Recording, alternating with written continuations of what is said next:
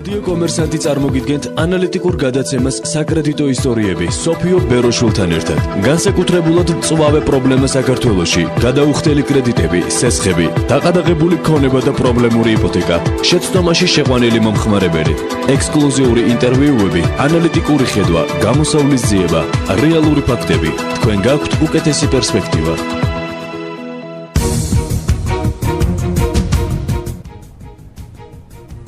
გამარჯობა, მე ვარ სოფიო ბეროშვილი რადიო კომერსანტის ეთერში გადაცემით საკრედიტო ისტორიები სოფიო ბეროშულთან ერთად. როგორც უკვე იცით, ჩემი საავტორო გადაცემა ეძღვნება ძალიან აქტუალურ, მწვავე და მრავალმხრივ თემას, იპოთეკით დაზარალებულებს და ქვეყანაში არსებული სხვადასხვა სოციალური პრობლემების გამო უბინაოდ დარჩენილ ადამიანებს. დღევანდელი გადაცემა შეეხება იპოთეკით დაზარალებულების პრობლემებს და ახალ საკანონმდებლო ცვლილებებს პროექტს საახსულობო წარმოებათა შესახებ საქართველოს კანონში ცვლილებების შეტანის თაობაზე. დღევანდელი ჩემი სტუმარია ბატონი კახა კუკავა, თბილისის საკრებულოს ადამიანის უფლებათა დაცვის და საზოგადოებასთან ურთიერთობის კომისიის თავმჯდომარე. გამარჯობათ ბატონო კახა, დიდ მადლობას მოგახსენებთ სტუდიაში მოგზაურობისთვის. მე ვიცი რომ თქვენ ძალიან დიდი ხანია უკვე მუშაობთ იპოთეკით დაზარალებულის თემაზე და თუ შეიძლება აგვიხსენით ზოგადად რატომ დამკვიდრდა ეს ტერმინი იპოთეკით დაზარალებულები. ძალიან ბევრი ადამიანი მიიჩნევს რომ ეს ადამიანები არ არიან დაზარალებულები, რადგან მათ აიღეს ფული, აიღეს ვალდებულება, ვერ შეასრულეს, ვერ დააბრუნეს ვალი. თქვენ როგორც იურისტი თვლით თუ არა რომ ეს ადამიანები არიან დაზარალებულები? დიდი მადლობა მოწვევისთვის პირველად რომ თქვენ რადიოში და წარმატებებს გისურვებთ. დიდი მადლობა. რაც შეეხება დაზარალებულები რო არიან, ეს ფაქტია. იმ არგუმენტს რაც შეეხება რომ მოქმედი კანონმდებლობის მიხედვით ხდება ეს ყველაფერი, ესეც არ არის რა თქმა უნდა სერიოზული არგუმენტი, იმიტომ რომ ნებისმიერი კანონი იქმნება საზოგადოებისათვის და თუ ამ კანონის შედეგად შეიძლება ქვეყნის მოსახლეობის რამდენიმე პროცენტი, არის 5 თუ 10% მოექცეს კაბალაში, ბუნებრივი არის რომ ჩვენ არ შეიძლება ამაზე უბრალოდ თქვათ რომ მე რა მოხდა თავისნებით აიღეს. თავისნებით მე-18-19 საუკუნეებამდე ევროპაში სავალო მონობაც იყო დააშვებული. ცნობილი ადამიანებიც იყვნენ, მათ შორის დიკენსი თუ არ ვცდები, რომ როცა ვალს ვეღარ გადაიხდიდნენ ხოლმე, ციხეში სვამდნენ ამ ადამიანებს, უფრო ადრე მონატყიდიდნენ. ეხლა და ესეც კანონი იყო და ესეც ნებაყოფლობის საფუძველზე ხდებოდა, მაგრამ არ ამგონია ეხლა დღეს ცივილიზებულ მსოფლიოში ჩვენ თქვათ რომ რა მოხდა, მე თავისნებით. მით უფრო რომ ეს თავისნებით ხშირად გვესმის დაკავშირებული იყო ისეთ მოვლენებთან, რომელიც შეიძლება როგორც დაუძლეველი ძალა იქნეს კვალიფიცირებული, ამიტომ ამას სახელმწიფომ არ უნდა უყუროს შვიდად. მეორე მხარე არის, როცა ჩვენ საუბრობთ დაზარალებულების პასუხისმგებლობაზე, მეორე მხარე არის თვითონ გამსესხებლების პასუხისმგებლობაც, ნებისმიერი ეკონომიკური საქმიანობა ექვემდებარება სახელმწიფოს მხრიდან რეგულირებას და მხოლოდ თავისუფალი ბაზრის პრინციპი არსად არ ფუნქციონირებს. ყოველთვის თავისუფალი ბაზრის პრინციპი უნდა იქნეს დაბალანსებული აი ამ მეორე პრინციპით რეგულირებით და თანამედროვე მსოფლიოში ამაზე არის დიდი დისკუსია და უფრო და უფრო მეტი რეგულირება შემოდის ყველაზე უფრო ლიბერალური ეკონომიკის ქვეყნებშიც კი. ამას რატომ ამბობ? საქართველოში იყო საპროცენტო განაკვეთები, რომელიც არ ვიცი თანამედროვე მსოფლიოში შეიძლება სადღაც აფრიკაში კი ვიპოვოთ ჯუნგლებში ესეთი პროცენტი, მაგრამ ყოველ შემთხვევაში ცივილიზებული ეკონომიკები, რასაც ქვია ევროპაში, ასეთი საპროცენტო განაკვეთებით იქ რა თქმა უნდა სესხები არ გაიცემა. მაგალითად ყოფილი შემთხვევები უკაცრავად რომ გაწყვეტინებს წლიური 60% ბიზნეს სესხი. 60% გამოდის, ყოველთვიური 5% კი ეს ძალიან ხშირი შემთხვევა არის. მე ვერად უფრო იშვიათ შემთხვევებში შეიძლება, მაგრამ მინახია კიდევ უფრო ძვირი საპროცენტო განაკვეთები და მე რისი თქმა მინდა რომ ეს იმდენად სიცხორცეულადაა დაკავშირებული, არც მარტო ეს ადამიანები არ გამოდიან დაზარალებულად, ვისაც ჩვენ პირობითად ბინის მესაკუთრეებს უწოდებთ. სესხი ეს არის ერთგვარად აი რო წარმოვიდგინოთ სისხლის ბურთულები, რომელიც დადის ძარღვებში და ძარღვები არის ეკონომიკა. თუ სასესხო განაკვეთები სცილდება გონივრულ ზღვარს, ის ეკონომიკას ღუპავს და ამიტომ ხამურაბის დროიდან მოყოლებული პირველი კანონები მსოფლიოში როცა მიიღეს, აი იმ პირველ კანონებშივე ჩაიდო სესხის პროცენტის რეგულირება. არ არსებობს მსოფლიოში არც ერთი ქვეყანა, სადაც საპროცენტო განაკვეთები არ რეგულირდებოდეს და ეხლა მე ვნახე მაგალითად აი ქუთაისში იყო ცნობილი საქმე მაგალითად ვიღაც კალაშიანი არის, რომელიც გასცემს ამ სესხებს. ყოველთვიური 40% გასცა სესხი. ხა ყველას გაგიკვირდებათ, ხო, როგორ შეიძლება 40% თვეში, ჯერ წელიწადში ძალიან ბევრია, მაგრამ მით უფრო თვეში ადამიანმა ქალბატონო ვერახარებაძის გულისხმობთ თქვენ. არა, ეგეც მაგის დაზარალებული იყო, თავი რომ დაიწყო, მაგრამ იმ ახლა კალოჩიანს ყავდა კიდე სხვა 20-25 ოჯახი ქუთაისში და როცა გავარკვიეთ რომ აი რატო აიღო ამ ადამიანმა ასეთი მაღალი პროცენტი, სტანდარტული ისტორია საქართველოში რომ გოგონა დააპატიმრეს, იყო წინასწარი გამოძიების იზოლატორში და ოჯახს უნდა მოეგროვებინა 48 საათში თანხა, რათა ის არ გადაიყვანოს საპატიმრო დაწესებულებაში. ეხლა ჩვენ კონკრეტულ საზოგადოებაში ვართ და ყველამ კარგად იცით რას ნიშნავს ქართული ოჯახისთვის, ეხლა 22 წლის გოგონას რომ გლდანის ციხეში გადაიყვანენ, იქ 40%-იან სესხსაც აიღებს ოჯახი და ძალიან ბევრ რაღაცასაც იკისრებს და ეს არ ნიშნავს იმას, ფაქტურად გამოდის რომ კერძო იპოთეკარები კანონის ფარგლებში, მაგრამ ცალმხრივად ახორციელებენ ისეთ ქმედებებს, რომლებიც ამ ოჯახებს ხდის დაზარალებულს.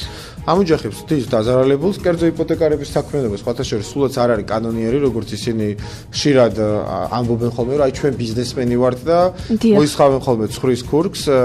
იცით რა, თუ წმინდა კანონის მიხედვით ჩვენ გავყვებით წმინდა სამართლებრივად, თუმცა მე არასდროს არ ვიტყვი. დღევანდელი მოქმედი კანონმდებლობა. დღევანდელი მოქმედი კანონმდებლობის მიხედვით ყველა გამსესხებელი უნდა ჩაჯდეს ციხეში, იმიტომ რომ არც ერთ მათგანს არ აქვს არც ერთი თეთრი გადასახადი გადახდილი მთელი ამ წლების მანძილზე და ყველა ეწეოდა უკანონო სამოწარმეო საქმიანობას და გადასახადის დამალვას, რა თქმა უნდა, რომელიც ბევრად ცილდება იმ ზღვარს, რომლის ზევითაც იწყება სისხლის სამართლის პასუხისმგებლობა. წესით მე არ ვამბობ რომ ესე უნდა გააკეთოს სახელმწიფო, იმიტომ რომ ესენიც ადამიანები არიან და ისინიც უნდა შევეცადოთ რომ ამ მდგომარეობიდან გამოვიყვანოთ, მაგრამ თვითონ როდესაც ამბობენ უნდათ რომ სხვის უბედურებაზე თვალი დახუჭონ, მაშინ კანონი თუ სრულად ამოქმედება, თვითონ უნდა ჩაჯდნენ ციხეში. ცნობილი სპექტაკლი არის, ბევრს ნანახი აქვს თბილისში, ნეაპოლი მილიონერების ქალაქი, როგორ იცვლება იქ გამსესხებლების და მსესხებლების მდგომარეობა. ამიტომ ეს ლოგიკა რომ აი ხა დღეს მე მაქვს ფული გასესხებული და ვიღაცას ბინიდან გამოვაგდებ, ძალიან საშიში ლოგიკაა, იმიტომ რომ ხვალ შეიძლება მაგ ლოგიკის მიხედვით თვითონ ციხეში აღმოჩნდნენ. თუ ეს ადამიანები თქვენ თქვით რომ არიან დაზარალებულები, ვისგან არიან დაზარალებულები? იპოთეკარებისგან თუ იმ კანონმდებლობისგან, რომელიც დღეს საქართველოში მოქმედებს? ორივესგან არიან, რა თქმა უნდა, დაზარალებული. პირდაპირ ისინი დაზარალებულები არიან იპოთეკარებისგან, იმიტომ რომ მათ მიიღეს არის სამოქალაქო კოდექსში ასეთი ტერმინი უსაფუძვლო გამდიდრება, ანუ გამდიდრდნენ მათ ხარჯზე იპოთეკარები. თუმცა სახელმწიფოც თუ სამართლებრივად არის მორალურად მაინც არის პასუხისმგებელი, იმიტომ რომ ეს მოვლენები არ მომხდარა, ეს არ იყო დავუშვათ რაღაც აი ბუმი რომ ერთ თვეში და ორ თვეში მოხდა. ეს წლების მანძილზე მიმდინარეობდა სახელმწიფოს თვალწინ და როგორც დღევანდელი დაახლოებით რომელი წლიდან დაიწყო აი ეს ბუმი? აქტიური ფაზა როდის დაიწყო? მე მახსოვს მე საადვოკატო პრაქტიკას როცა ვეწევდი დაახლოებით 10 წლის წინ, მაშინ მოქმედებდა ასეთი ნორმა, რომ სესხის პროცენტი არ უნდა ყოფილიყო ეროვნული ბანკის მიერ დადგენილ საპროცენტო განაკვეთზე უფრო მეტი. ეროვნული ბანკის განაკვეთი ყოველთვიურად იყო მაშინ დაახლოებით 2% და მე თვითონ მახსოვს, რომ როცა ჩვენ ვემსახურებოდით ერთ მხარესაც და მეორე მხარესაც, ორივეს ვაძლევდით განმარტებას, რომ მაქსიმუმ შეიძლება აი ორი გამრავლებული 12-ზე წლიური ყოფილიყო 24%. ესეც საკმაოდ დიდი რაოდენობა იყო, მაგრამ რაღაცა ლიმიტი მაინც მაშინ არსებობდა. ეხლა რეალურად დღეს არსებობს ეს ლიმიტი. დღეს თქვენთანაც დაასახელეთ პროცენტები და მეც გითხარით, რომ ეს ლიმიტი არ არსებობს და სახელმწიფომ ამაზე ხელი დაიბანა, რაც მე ვფიქრობ, რომ სახელმწიფოსაც აკისრებს პასუხისმგებლობას, მე გულისხმობ ამაში როგორც წინა, ისე დღევანდელ ხელისუფლებას. თუმცა კარგი არის, რომ ცალკეული იქ რაღაცა დეპუტატების ჯგუფის თუ სხვათა საქმიანობის შედეგად ეს საკითხი მაინც აღიარა სახელმწიფომ, რომ არ არის მარტო კერძო სამართლებრივი ურთიერთობა და საჯარო რეგულირება საჭიროებს. გადაცემაში რეკლამის დროა ჩვენ ძალიან მალე დავუბრუნდებით. რადიო კომერსანტი წარმოგიდგენთ ანალიტიკურ გადაცემას საკრედიტო ისტორიები სოფიო ბეროშულთან ერთად. ჩვენ ისევ დავბრუნდით ეთერში გადაცემით საკრედიტო ისტორიები სოფიო ბეროშულთან ერთად და ბატონო კახა მე მინდა გკითხოთ, თქვენ როგორც საკრებულოს დეპუტატმა აგვიხსენით უკანასკნელი საცხოვრისის გარეშე დარჩენილ ადამიანმა ვის უნდა მიაკითხოს, შეუძლია თუ არა უბინაო დარჩენილ ადამიანებს სტატუსის მოთხოვნა, რომ ისინი არიან უსახლკაროები სახელმწიფოსგან? დღესდღეობით არსებობს ასეთი კანონი, თქვენ იცით რომ აგვისტოში შეიცვალა საკრებულოში უმრავლესობა და ჩვენ დაუწყეთ დაუყოვნებლივ ჩვენმა კომისიამ, ადამიანის უფლებების კომისიამ ამ საკითხის განხილვა. მოვამზადეთ რეკომენდაციების პაკეტი, რომელიც რო არ გადავღალო მსმენელი ვიტყვი ზოგადად გულისხმობს იმას, რომ მუნიციპალური ბიუჯეტიდან უნდა დაფინანსდეს სოციალური სახლები, დღემდე ამას მხოლოდ საერთაშორისო ორგანიზაციები აფინანსებდნენ მიზერული რაოდენობით. და ეხლა უკვე იმისთვის რომ ეს რეკომენდაციები იქცეს რეალურ საქმედ, ამას სჭირდება ფინანსური უზრუნველყოფა. ქალაქის ბიუჯეტი შემოდის, ცენტრალური ბიუჯეტი უკვე შესული არის პარლამენტში. სამწუხაროდ ცენტრალურ ბიუჯეტში არაფერი არ იქნა გათვალისწინებული ამ პროგრამისათვის და რა ვიცი ძალიან ხა წესად გამიჭირდება თქვა მივახცევთ თუ არა, მაგრამ დიდი იმედი მაქვს რომ თბილისის საკრებულო რაღაცა გარკვეულ თანხას მაინც გამოყოფს იმისათვის რომ ეს პროექტი დაიწყოს. საუბარი არის იმაზე, ხა შეიძლება მსმენელები ყველა გარკვეული არ არის ამ საკითხში, რომ თბილისში გაჩნდა უსახკაროები, თბილისელი უსახკაროები, ასეთი რამ ჩვენ საზოგადოებას არ ახსოვს უკვე რამდენიმე საუკუნეა, იმიტომ რომ საბჭოთა საქართველოში უსახკარო იყო მარტო ციგანი და ეს სხვა ტიპის პრობლემა იყო, არა მატერიალური, კულტურული პრობლემა. ქართველი უსახკარო, რომელიც ქუჩაში ცხოვრობდა, ესეთი არ იყო ჩვენ საზოგადოებაში. ეს არის ძალიან მზარდი ჯგუფი და უკვე იღებს ძალიან ესეთ მძიმე ფორმებს, ცხოვრობენ ნანგრევებში, ზაფხულობით ცხოვრობენ სკვერებში და პარკებში და ამ პრობლემას ჭირდება რეგულირება.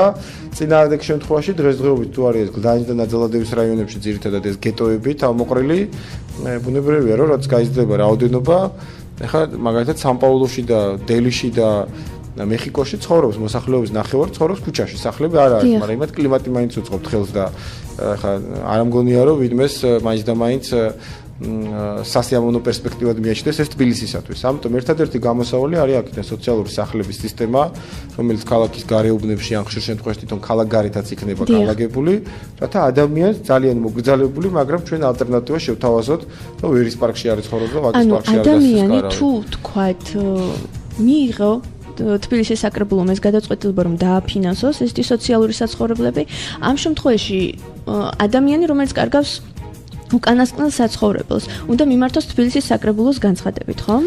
დღესდღეობით განცხადებებს იღებს თბილისის მერია, თუმცა ამ განცხადებების დაწერას არაფერი აზრი არ აქვს, იმიტომ რომ ქალაქს არ აქვს არანაირი საბინაო ფონდი 1 კვადრატული მეტრიც კი.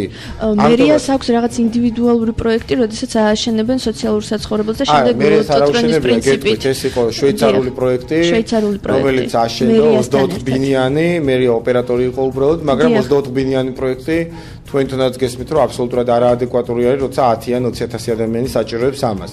ამიტომ ჩვენ ამ შვეიცარიულ მთავრობასაც მადლობა გადავუხადეთ, თუმცა კატეგორიულად ასეთი პროექტების წინააღმდეგი ვართ, ეს არის თანხების არამიზნობრივი ხარჯვა, როდესაც დიდი თანხებით 24 ოჯახის საქმე გაკეთდა.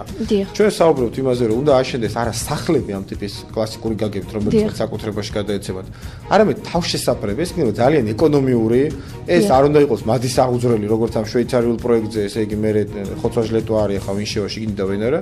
ეს უნდა იყოს მართლაც თავშესაფარი, რომელიც საინტერესო ნორმებს შეესაბამება, მაგრამ აქ არ იქნება კომფორტი და სადაც უბრალოდ ჩვენ უნდა გქონდეს იმისი გარანტია, რომ ადამიანი არ გაიყინება და არ მოკვდება. ახლა დანარჩენი სახელმწიფო ვერ უზრუნველყოფს, რა თქმა უნდა, ვაკეში 4 და რამდენი ხანი შეძლებს მაგალითად ერთი ადამიანი ამ თავშესაფრის გამოყენებას? ეს უნდა იყოს მისთვის უზრუნველყოფილი მანამდე, ვიდრე სოციალური ორგანო, რომელიც არსებობს უკვე მას ამისი საჭიროება გააჩნია, უბრალოდ ჩვენ სწორი წარმოდგენა რომ გქონდეს, ჩვენ ძალიან კატეგორიულად ვიტყოთ, რომ წელსვე დაიწყოს ეს პროექტი, იმიტომ რომ რა თქმა უნდა, 1 წელიწადში ეს არ გადაწყდება. დავუშვათ წელს მე არ ვიცი რამდენი მოესწრება, მაგრამ შეიძლება რაღაცა ერთი ჯგუფის უზრუნველყოფა მოხდეს. პრობლემა იმდენად მასშტაბურია, რომ 1 წელიწადში არ მგონია ამ პრობლემის მოგვარება მოხდეს. აუცილებელი არის, ახლა კომუნისტების გინება ჩვენ დროში მოდაშია, მაგრამ კომუნისტების დროს არსებობდა საბჭოთა პერიოდში საბინაო ფონდი, ქალაქს ჰქონდა ძალიან დიდი და მძლავრი. შეიძლება მაშინ გადაჭარბებულიც კი იყო ეს, სადაც მაგალითად როცა აი ასეთი პრობლემა იყო, შეეძლო აღმასკომი იყო თუ რაც იყო აღმასრულებელი ორგანო, რომ აგერ ეს ადამიანი რო არ დარჩეს ქუჩაში, სადღაც შეასახლოს. დღეს ქალაქს შევარდნაძემ სააკაშვილმა დაყიდეს ყველაფერი, რაც ჰქონდა ქალაქს საერთოდ თავის ბალანსზე, 1 კვადრატული მეტრი არ აქვს, რომ ვიღაცა სადღაც შეასახლა. ამიტომ მაგალითად როცა არ ხოლმე გამოუვალი მდგომარეობა, ხანდახან ქალაქის მერია ქირას უხდის ამ ადამიანებს და ესეც შეკითხვა დავსვირა, ქირის გადახდა ეს ხო წყალში გადაყრილი ფულია, ამას არ ჯობია რომ აკუმულირება მოვახდინოთ ამ თანხების და მილიონიან ქალაქს ეს ხო არ არის, რა ქვია, ლენტეხი ხო არ არის თბილისი და სიღნაღი, სადაც შეიძლება წელიწადში 2 ან 3 ასეთი ოჯახის პრობლემა იყოს.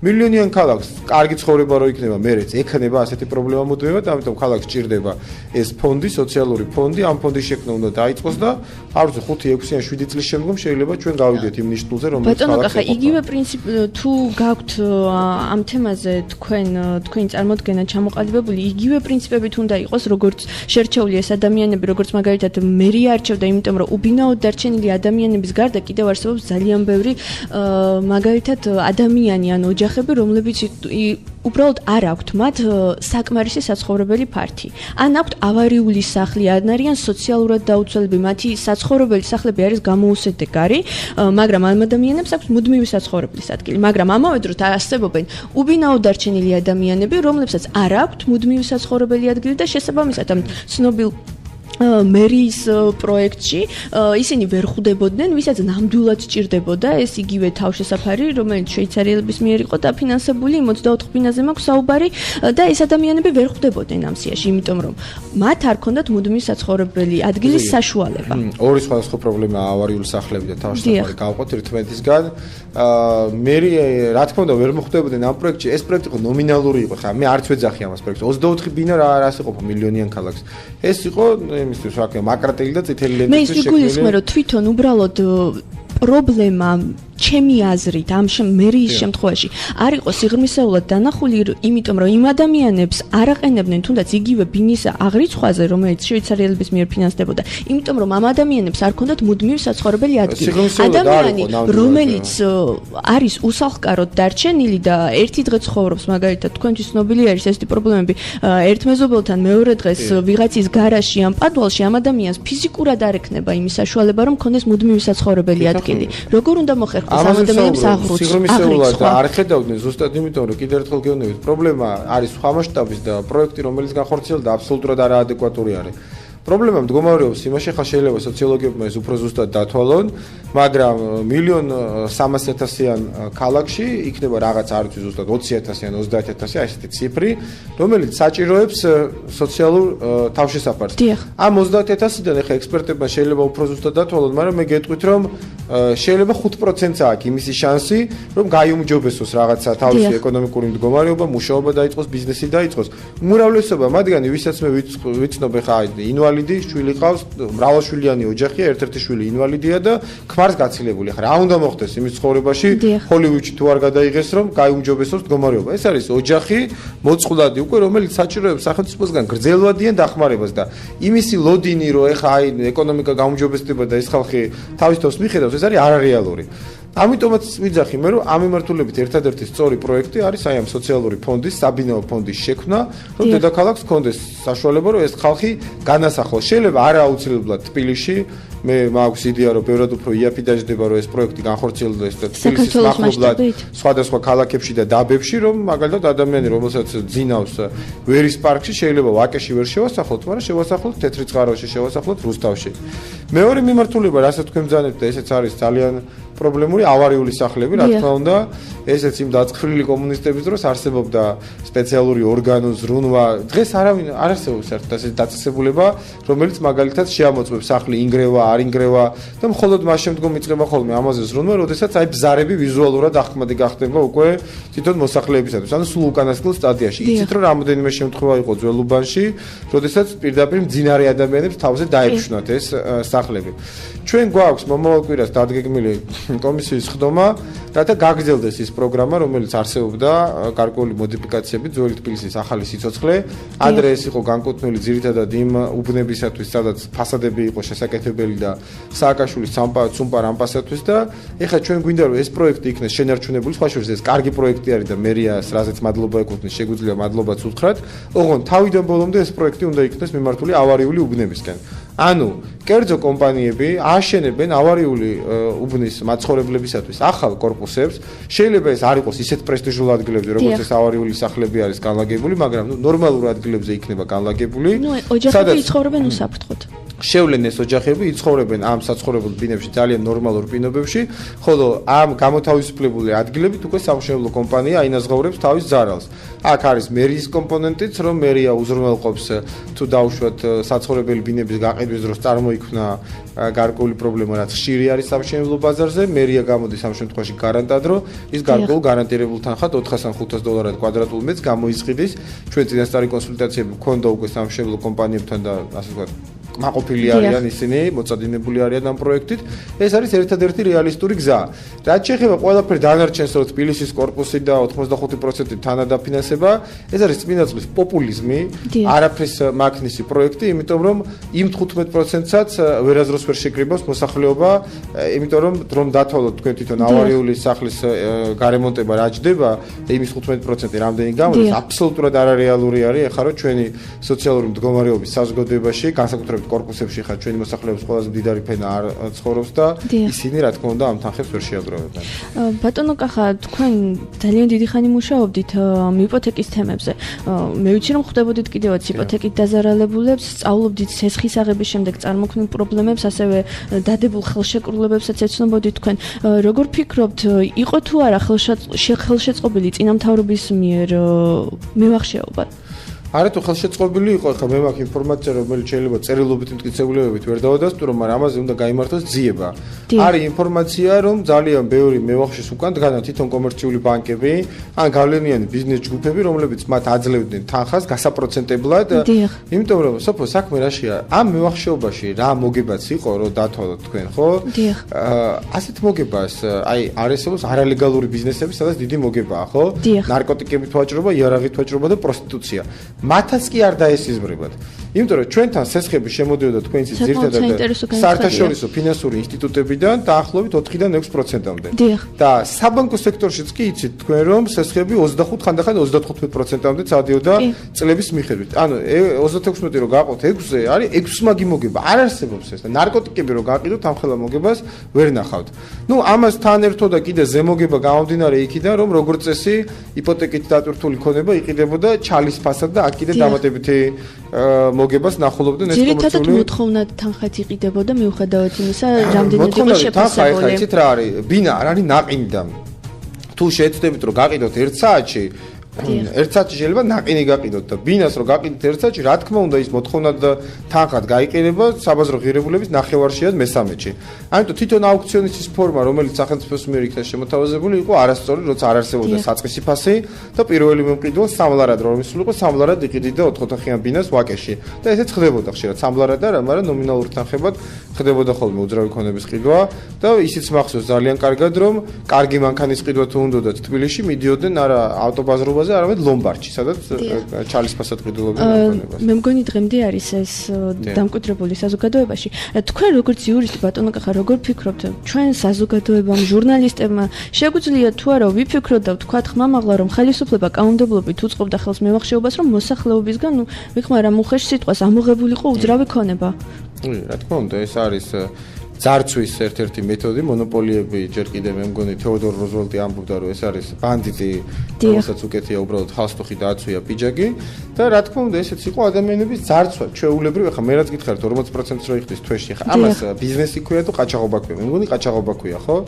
აქედან გამომდინარე, მე ვფიქრობ ძალიან დროული კი არა დაგვენებულიც არის, რომ სახელმწიფო მიიღოს მარეგულირებელი ნორმები და მე პირადად მისი მომხრე ვიქნები, რომ ამ კანონებს უნდა გქონდეთ უკუქცევითი ძალაზე და ის უნდა გავრცელდეს ადრე წარმოშობილ საკრედიტო ურთიერთობებზეც, სადაც ადამიანს გადახდილი აქვს ძირი თანხა და გადახდილი აქვს ის პროცენტი, რასაც კანონი დააწესებს. დანარჩენი დავალენებები უნდა იქნეს ჩამოწერილი და უნდა იქნეს გამოქვეყნებული. გადაცემაში რეკლამის დროა ძალიან საინტერესო ადგილას გავჩერდით და გავაგრძელოთ ამ თემაზე საუბარი, მალე დავბრუნდებით. თქვენ გაქვთ უკეთესი პერსპექტივა. ჩვენ ისევ დავბრუნდით ეთერში გადაცემით საკრედიტო ისტორიების სოფიო ბეროშულთან ერთად ბატონო კახა. თქვენ ეს კითხვა მინდა დაგისვათ. ვიცი რომ გაეცანით ნორმატიული აქტის პროექტს ახსოვებო წარმოებათა შესახებ საქართველოს კანონში ცვლილებების შეტანის თაობაზე. როგორ შეაფასებდით ამ პროექტს? მოიცვა თუ არა მთლიანად ეს თემა ამ კანონ პროექტმა თქვენი აზრით? არ მოიცვა რა თქმა უნდა, იმიტომ რომ ეს კანონი საერთოდ არ ეხება ამ კანონის ძალაში შესვლამდე წარმოშობილ ურთიერთობებს და სანამ ეს კანონი შევა კიდე იქნება უამრავი ადამიანის პრობლემაა. თქვენ იცით რომ პროექტი რომელიც შეიტანა პარლამენტარმა გედევან ფუფხაძემ უფრო ასე ვთქვათ ორიენტირებული იყო კონკრეტულ ადამიანებზე, იმიტომ რომ ის ითვალისწინებდა მორატორიუმს. თუ ამ კანონის მიღებამდე ხა ყველა ის ადამიანი გამოასახლეს, ვისაც ეს პრობლემები აქვს, მე რა აზრი ექნება ამ კანონის ამოქმედებას, რთული სათქმელია. მაგრამ ამ კანონ პროექტით მე როგორც ვიცი ბოდიში რომ გაგაწყვეტინეთ, რომც მიიღონ ეს კანონმდებლობა არ ეხება იმ ადამიანებს, ვისაც უკვე გაფორმებული აქვს ხელშეკრულება და ესეთი ადამიანები საკმაოდ ბევრი არიან. ამ კანონის ერთ-ერთი მთავარი ხარვეზი. იმიტომ რომ პრობლემა არსებობს, საერთოდ ნებისმიერი კანონი ხო რისთვის მიიღება, ხო დლია გალაჭკი არ უნდა იყოს, არა? არის პრობლემა, აი კონკრეტულად დავუშვათ 200,000 ადამიანი საქართველოს, ვისაც ეს პრობლემა აქვს. თუ ამ 200,000 ადამიანს არ შეეხება ეს პრობლემა. აბა, ჩემთვის და თქვენთვის მე არ მაქვს კრედიტი ახლა მაგალითად ბანკიდან და ჩემთვის ეს კანონი რა ფორმითაც იქნება. ხო, აქედან გამომდინარე, ეს კანონი გავს იმას, რომ უბრალოდ წულუკიანმა პირი მოიბანოს ამ ადამიანების წინაშე და რეალურად კანონი უნდა იყოს ისეთი, რომელიც პრობლემას რამდენადმე მაინც გადაწყვეტს. ამიტომ ამბობ მე, რომ ის უნდა გავცილდეს აუცილებლად ადრე წარმოშობილ ურთიერთობებზე. აუცილებელი არის, რომ გამოცხადდეს მორატორიუმი, ალბათ 6 თვიანი მაინც, ვიდრე ახალი კანონი შევა ძალაში და უნდა მოხდეს ვალების ხელახლა დაანგარიშება. ანუ მე ძალიან ბევრი სესხი მინახია, სადაც ადამიანებს გადახდილი აქვთ უკვე ძირით ანხაც, გადასული არიან პროცენტების დაფორმაზე და ამის მიუხედავად, იმიტომ რომ პროცენტები საკმარისად არ აქვს გადახდილი, მათი უძრავი ქონება რეალიზაციაზე გადის აუქციონის ფორმით. რა თქმა უნდა, ამ შემთხვევაში უნდა მოხდეს ხელახლა გადაანგარიშება, თუ კანონი დაადგენს სიტყვაზე რომ არის 0.5% ყოველთვიური სესხის მაქსიმალური ზღვარი, უნდა მოხდეს მათ მიერ გადახდილი თანხების გადაანგარიშება სწორედ ამ განაკვეთის მიხედვით და ამის შემდგომ უნდა იქნეს დაანგარიშებული თუ რა დავალენებები არსებობს. მეორე წინადადება, რომელიც ჰქონდა ჩვენ პარტიას თავისუფალ საქართველოს და გამოვაქვეყნეთ, არის ის, რომ უნდა შეიზღუდოს ქონების იპოთეკით, გარკვეული ტიპის ქონების იპოთეკით დატვირთვა და მე ანალოგიაც მომყავს, რომ აი ცივილიზებულ ქვეყნებში არის ასეთი ნორმა მაგალითად, აი სოფლის მოსახლეობაზე, რომ აღსრულების დროს მაგალითად თუ ადამიანს ყავს ორი ძროხა, ერთს გაყიდის აღმასრულებელი და თუ ერთი ყავს, იმ ერთს ვერ გაყიდის. რატო? ითვლება, რომ ერთი ძროხა ადამიანს ჭირდება იმისთვის, რომ ბავშვი ხო აი ესეთი საარსებო მინიმუმი უნდა გაჩნდეს უძრავი ქონების შემთხვევაშიც და ჩვენ გარკვეული ზღვარი გვაქვს, რომ თუ ადამიანს აქვს ერთადერთი საცხოვრებელი ბინა, რომლის ღირებულებაც არ აღემატება დაუშვათ რაღაც თანხას, დაუშვათ $50,000, ის არ შეიძლება გახდეს იპოთეკით დატვირთვის საგანი, უბრალოდ არ შეიძლება გახდეს აღსრულების საგანი. იმიტომ რომ ასეთ შემთხვევაში ადამიანი რჩება ქუჩაში. მაშინ ამ შემთხვევაში ხომ არ გამოიწვევს ეს იმის ახალისებას, რომ ესეთი პირობების მქონე ადამიანებმა აიღონ ბანკიდან სესხი და თავი აარიდონ შემდეგ ვალდებულების შესრულებას. ბანკიც აღარ დადებს ასეთ ტიპის ადამიანებთან სესხებს, თუ ეცოდინება წინასწარ რომ აღსრულება არ მოხდება ასეთ ქონებაზე. შეიძლება დაიტვირთოს იპოთეკით სამეწარმეო დანიშნულებისთვის გამოსაყენებელი ქონება, შეიძლება ადამიანს ბინაც აქვს და აგარაკიც აქვს და აგარაკი ან ორი ბინა აქვს და ერთი ბინა დატვირთოს. საუბარი არის იმაზე, რომ იმ ბინაში, სადაც იმ წუთას დე-ფაქტო მდგომარეობით ცხოვრობს ოჯახი და ამ ბინის ღირებულება არ არის ისეთი დიდი, რომ მისი ნარჩენის შედეგად ახალი ბინის შეწყიდვა იყოს შესაძლებელი, ამ ბინებზე უნდა აიკრძალოს იპოთეკით ხელშეკრულებების დადება, რათა ჩვენ ამ პრობლემებს თავი დავახციოთ. გარდა ამისა, შეპირებული იყო დღევანდელი პრემიერ-მინისტრის ივანიშვილის მიერ გახსოვთ თქვენ გრძელვადიანი სესხები, მაგრამ ჩვენ პრემიერ-მინისტრს ამ ბოლო დროს აქვს სკლეროზის სერიოზული შეტევა, ამიტომ ამაზე აღარ საუბრობს დიდი ხანი არის.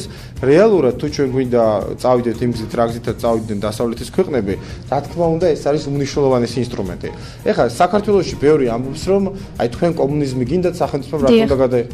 ეს მოდელი არის ამერიკის შეერთებული შტატებიდან აღებული. იცით თუ 2008 წელს ეკონომიკური კრიზისი დაიწყო იქაც იპოთეკური კრიზისით. პირველად ამ კრიზისის საფუძველი იპოთეკურ სააგენტოებში გაჩნდა და მთელი ესეთი პროგრამა შექმნა მაშინ პრეზიდენტი ბუში იყო და მე გააგრძელა უკვე ობამას ადმინისტრაციამ. აგვიხსნათ რა გააკეთა მაშინ ამერიკამ. სესხების გამოსყიდვა. დიახ. ხალხშორის ნუ ამერიკას აძლევდა ამის საშუალებას თავისი ბიუჯეტი, რომ მან იურიდიული პირების ვალებიც გამოიყიდა. ჩვენ საქართველოში ვსაუბრობთ გამომდინარე იქიდან, რომ რა კლასიფიკაციის სესხები შედიოდნენ ამ ცუდ სესხებში? ცუდ სესხებში შედიოდნენ ფიზიკური პირების მიერ იპოთეკით დატვირთული სესხები, სადაც აღარ იყო უკვე გადახდის უნარიანი და ერთადერთი საშუალება იყო ქონების რეალიზაცია. აქ სახელმწიფომ გამოიყიდა ეს სესხები და ჩვენს რას თავაზობთ დღევანდელ მთავრობას, რომ კი არა, ვაჩუქოთ ეს ამ ადამიანებს. არამედ გამოიყიდოს სახელმწიფომ ეს სესხები, ბანკის ან იპოთეკარის ადგილი დაიკავოს სახელმწიფომ ან სახელმწიფოს მიერ დაფუძნებულმა სტრუქტურამ, რომელიც ამ ადამიანებს დაუწესებს ისევ გადახდის რეჟიმს, ოღონდ ეს იქნება გრძელვადიანი და დაბალპროცენტიანი. ანაცვლად იმისა, რომ ადამიანი დღეს იხდის თვეში 7% და უნდა დაფაროს ვალი 2 წელიწადში, შეიძლება განაწილებული იქნეს ეს 10 წელიწადში და გადაიხადოს თვეში 0.5-0.7%, რომელსაც ისინი მოემსახურებენ, არავინ არაფერს არ ჩუქნის, არც ბიუჯეტი გამოდის აქ დაზარალებული და არც სხვა სტრუქტურა, უბრალოდ ის ფული, რომელიც უნდა იქნეს დაბანდებული, რა ვიცი, ტექნოლოგიურ უნივერსიტეტში და რაღაც უაზრო პროექტებში, შეიძლება დავაბანდოთ ჩვენ თვითონ ჩვენი მოქალაქეების აი ამ კაბალისაგან გამოსყიდვის პროცესში. უშუალოდ სახელმწიფო დათანხმდა ამ ინიციატივას, გამოისყიდა ეს ეგრეთ წოდებული ცუდი სესხები, მაგრამ ამ ადამიანებმა ვერ შეძლეს იმ პირობების დაკმაყოფილება, რომელიც აიღეს სახელმწიფოსთვის, რომ სახელმწიფოს გამოესყიდა ეს სესხები. მაშინ სახელმწიფომ ამ შემთხვევაში რა უნდა გააკეთოს? ისე უნდა გამოასახლოს ეს ადამიანები? ამ შემთხვევაში იძულებითი აღსრულების, ეხლა საერთოდ სახელმწიფო არ არსებობს, სადაც იძულებითი აღსრულება საერთოდ არ ხდება. ამაზე არ არის საუბარი, უბრალოდ პრობლემა გახდება მართვადი. დღეს ჩვენ გვაქვს მდგომარეობა, სადაც ყოველი მეხუთე ოჯახი გამოსახლებული არის თბილისში და რო გაგრძელებულიყო ეს ყველაფერი და რო გაგრძელდეს ეს ყველაფერი ასეთი ტემპით 80%-ს გამოასახლებენ. ჩვენი ამოცანა არის, რომ იმ ადამიანებს, რომლებიც პრინციპში თეორიულად გადახდისუნარიანი არიან, მაგრამ ამ პირობებით ვერ ემსახურებიან სესხს, მათ მივცეთ იმისი საშუალება, რომ დაუწესოთ ისეთი საგადასახადო რეჟიმი, რესტრუქტურიზაციის არსი ხო ამას გულისხმობს, რომელიც გამარტივოს ამ ადამიანისთვის. ჩვენთან აი ნონსენსი არის ეს კაპიტალიზმის შაუბნელი მხარე არის, რომ ჩვენი კანონმდებლობით გათვალისწინებული არის მაგალითად სესხების რესტრუქტურიზაცია კომერციული სტრუქტურებისათვის. დიახ. ანუ ბიზნესმენს, რომელსაც ნაკლები სოციალური დაცვა ჭირდება, შეუძლია მიმართოს ფინანსთა სამინისტროს სპეციალურ ორგანოს და მას საგადასახადო დავალენების რესტრუქტურიზაცია უკეთდება. და გაჭირვებული ადამიანისთვის რატო არ შეიძლება რომ ჩვენ შემოვიღოთ იგივე მექანიზმი, რომ